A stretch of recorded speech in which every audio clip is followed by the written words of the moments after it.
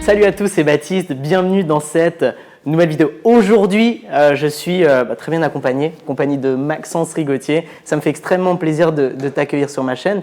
Bienvenue. Avec plaisir Baptiste et merci de m'accueillir sur ta chaîne. Plaisir partagé. Maxence a généré plus d'1 million d'euros au cours des 12 derniers mois, ce qui est quand même assez incroyable avec ses différents business en ligne. Et aujourd'hui, on va parler, comme on a fait avec Théophile Hélier, de l'investissement immobilier, de pourquoi est-ce que tu t'es lancé, tu as fait ton premier investissement, combien ça te génère, quelles sont tes stratégies long terme. On va parler de tout ça. Et du coup, j'aimerais que tu nous parles de ce premier investissement. Qu'est-ce que tu as fait, où, à quel endroit, combien ça te génère? Parle-nous de chiffres, fais-nous rêver Maxence et je t'écoute.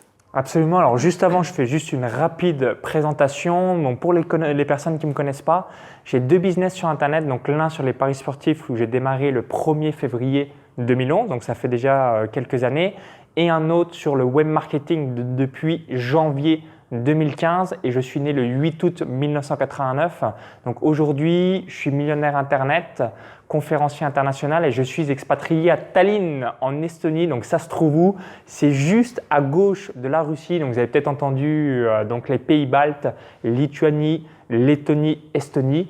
Donc c'est là-bas où je suis. Alors peut-être que vous vous posez la question suivante, pour quelles raisons? C'est avant tout pour des raisons fiscales. Donc je vais vous donner les différents chiffres. Vous allez voir, c'est très très simple l'Estonie. 0% d'impôt sur les sociétés, 20% de TVA et 20% sur vos revenus personnels. Donc que vous gagnez 1 000 euros par mois ou 1 milliard par mois, c'est pas comme en France avec des systèmes de tranches qui sont assez complexes. Là, c'est 20% quels que soient vos revenus. Il y a juste une petite franchise en dessous de 500 euros où c'est zéro. Mais tout au-delà, c'est 20% sur vos revenus personnels. Et pareil, il n'y a pas de problème de contrôle de l'URSSAF ou quoi que ce soit.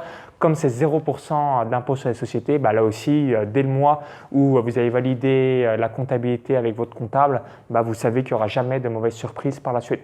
Donc là, c'est la première raison. Et aussi, les autres raisons qui m'ont amené à l'Estonie, c'est que c'est l'euro.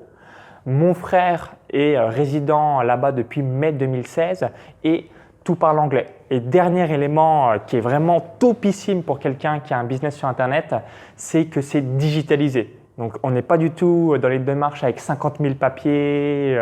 Donc, on peut vraiment créer sa société en l'espace d'1 heure, top chrono, grand maximum. Ça coûte 200 euros seulement une fois. C'est même pas par an, c'est une fois. Donc, c'est topissime une nouvelle fois.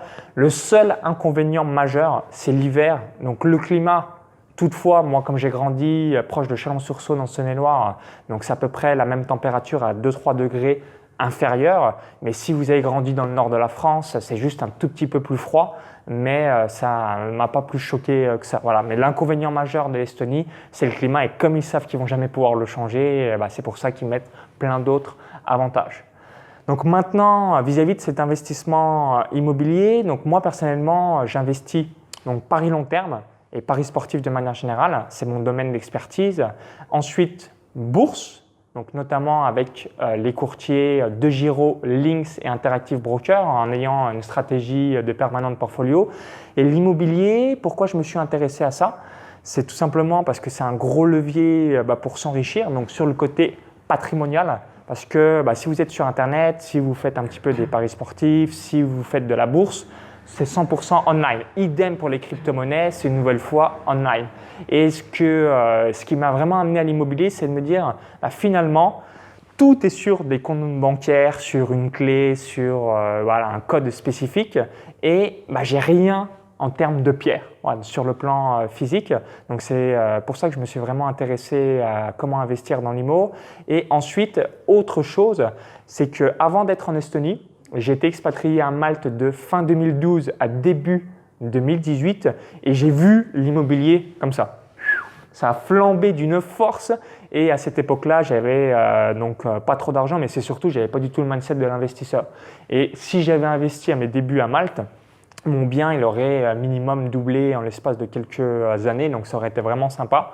Donc j'ai vu la flambée et je me suis dit, je ne vais pas refaire la même erreur vis-à-vis de l'Estonie. Pourquoi je vous dis ça? C'est que les prix sont relativement faibles. Donc je vais vous donner les échantillons.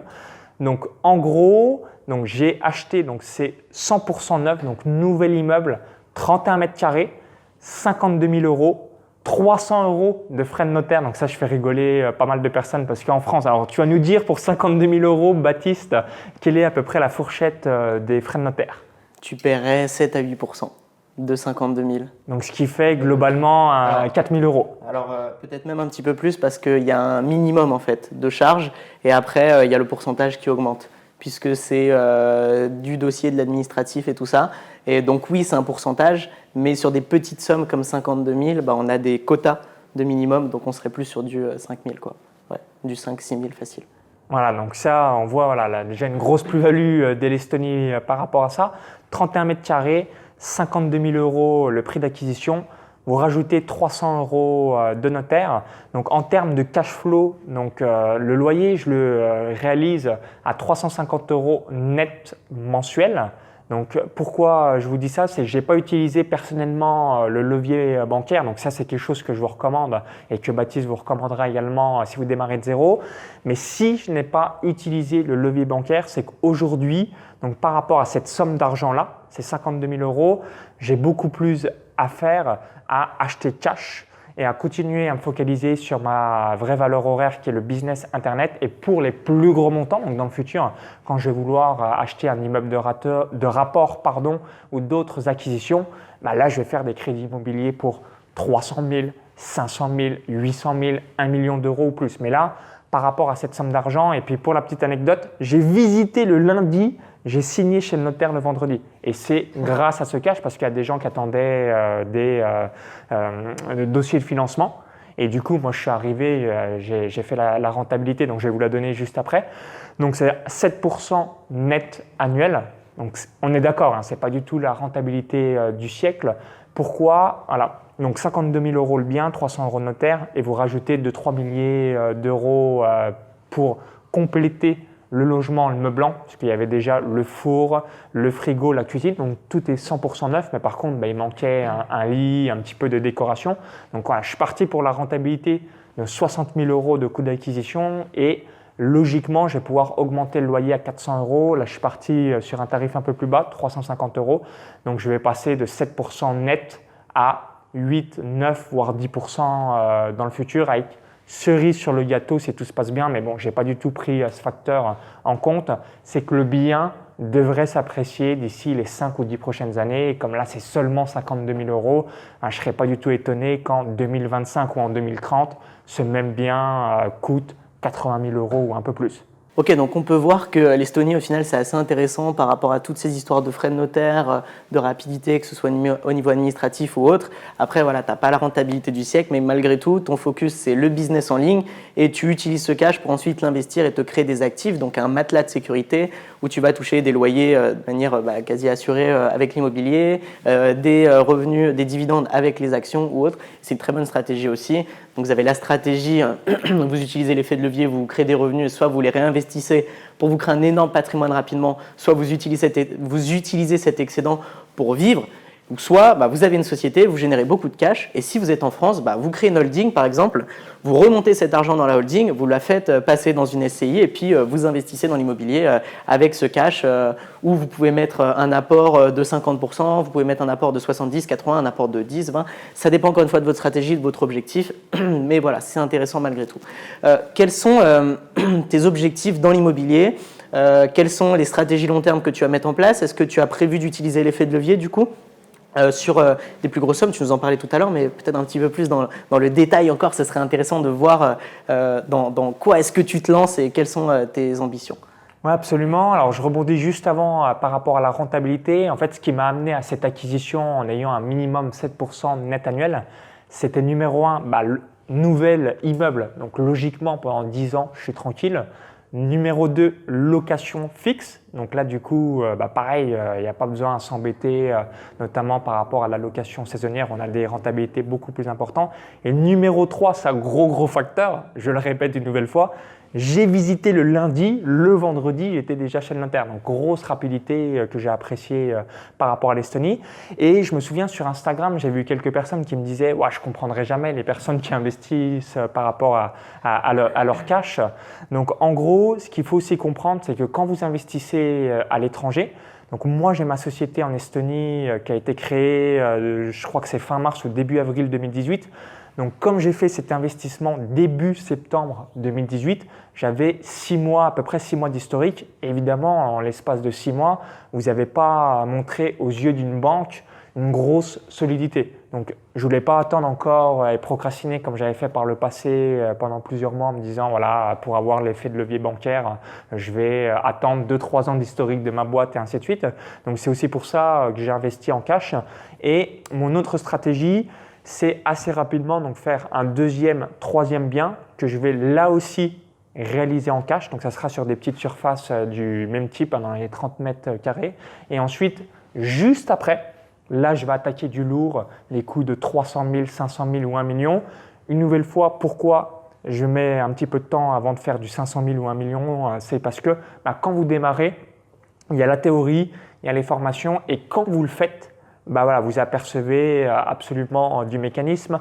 Là, en Estonie, j'avais aussi amené donc un traducteur. Donc, j'ai été épaulé par Romain Armato, qui est expatrié aussi là-bas. Et idem, si vous avez déjà investi à l'étranger, si vous voulez que vraiment le contrat soit parfait, il faut que vous ayez un traducteur parce que sinon, il peut y avoir des petites clauses et un jour, vous dites « Ah ouais, j'étais pas au courant qu'il y avait ça en fait ». Et du coup, là, voilà, on l'a tout lu avec le notaire. On était 5 dans la salle et du coup, tout est parfait, tout le monde était content, stratégie gagnant pour tout le monde. Mais en gros, l'idée, c'est 2, 3, 4e bien, je vais le faire encore avec mon cash. Donc une nouvelle fois, si vous démarrez de zéro, ce n'est pas ce qu'il faut faire, mais comme je réalise plus d'1 million d'euros de chiffre d'affaires avec 450 000 euros minimum in the pocket, évidemment, j'ai plus à même de continuer à faire 2 ou 3 biens avec mon cash personnel pour le placer. Finalement, c'est la gestion patrimoniale.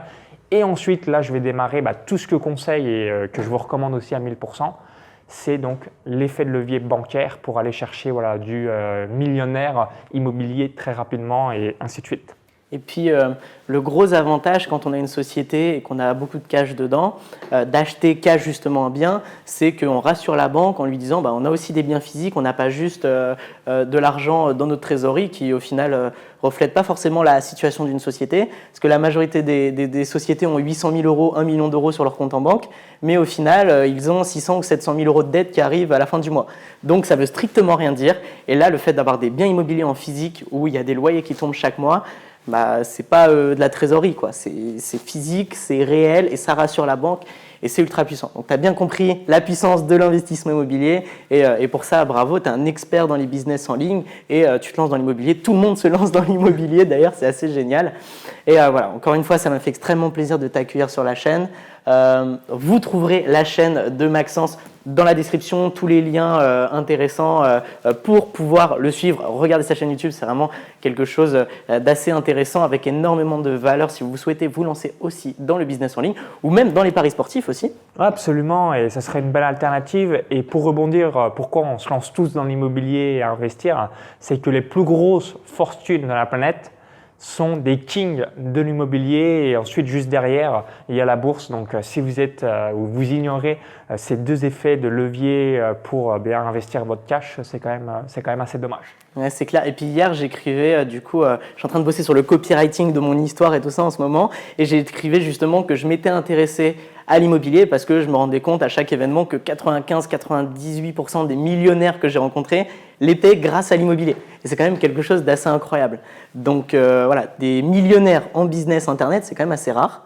Il y en a moins que immobilier parce que c'est moins concret, mais au final, c'est tout aussi puissant. Et c'est des millionnaires de YouTube. Moi, j'avais fait une petite statistique. De manière générale, vous avez 1 millionnaire Facebook et 10 millionnaires YouTube. C'est-à-dire qu'il y a des gens qui maîtrisent un peu la publicité Facebook, mais les personnes qui sont capables de bien développer une audience sur YouTube, c'est vraiment des sommes astronomiques. Voilà, je suis loin d'être un cas isolé. Alors, je connais beaucoup d'autres infopreneurs également qui gagnent pas mal d'argent grâce à leur chaîne YouTube. Donc ça, c'est un autre effet de levier à développer. Et comme j'aime bien un peu chambrer Baptiste par rapport à ça en disant « il est né en l'an 2000 », il a l'effet et un avantage concurrentiel par rapport à tout le monde sur Internet, c'est le temps. Donc comme tu démarres très très jeune, donc évidemment tu vas être millionnaire à 20 ou 21 ans, Et ensuite, voilà, tu vas avoir ces effets de levier. Et je vais donner une petite stat qui va intéresser pas mal de personnes. Warren Buffett a été millionnaire à 30 ans. Donc, si vous êtes millionnaire avant Warren Buffett, donc moi-même, à 29 ans, même si je suis beaucoup plus tardif que toi quand tu vas l'être, je me dis, je suis avant Warren Buffett. Donc, la conclusion que j'en ai eue, c'est que si vous êtes constant dans vos actions, tôt ou tard, vous allez avoir des effets de levier, mais vous n'avez même pas imaginé. Et ce qui me fait rire, c'est que quand tu as dit tout à l'heure que tu t'étais lancé en février 2011, j'avais 10 ans. Voilà. Donc j'étais un bébé. Tu étais un bébé et je ne sais pas si tu avais peut-être regardé un peu des vidéos sur YouTube, mais… 10 ans, non. Pas encore. Pas sur le business, non. Ça m'a intéressé sur les coups de peut-être 16 ans à peu près. Voilà, à 16 ans où je t'ai découvert. Donc voilà, en tout cas, encore une fois, ça m'a fait extrêmement plaisir de t'accueillir. Vous retrouverez tous les liens pour suivre Maxence dans la description, que ce soit Paris sportif ou business en ligne. Je vous dis à très vite pour une prochaine vidéo. Ciao, ciao. Bye.